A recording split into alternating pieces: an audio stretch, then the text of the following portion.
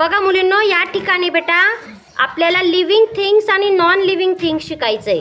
या ठिकाणी इथे 2 कप्पे आहेत। इथे तुम्हाला नॉन लिव्हिंग थिंग्स ठेवायचे आहेत आणि इथे लिव्हिंग थिंग्स। हे जे गोल आहेत याच्या खाली पिक्चर्स आहेत। तुम्ही गेस करायचं ते लिव्हिंग थिंग्स आहे का नॉन लिव्हिंग, आणि या ठिकाणी ते बरोबर त्या जागेवर त्याच्या ठेवायचं।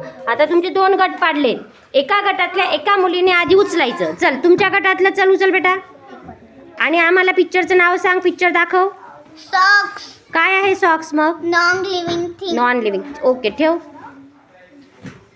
या गटातली कशाचं पिक्चर आहे दाखव बेटा।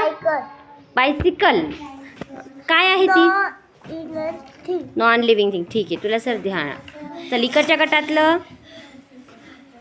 काय आहे बेटा? ते हत्ती। इंग्लिशमध्ये सांगायचं नाव। त्या काय आहे मग ते? लिव्हिंग थिंग्स का नॉन लिव्हिंग थिंग्स? चला, इकडच्या गटातलं तुमचा नंबर।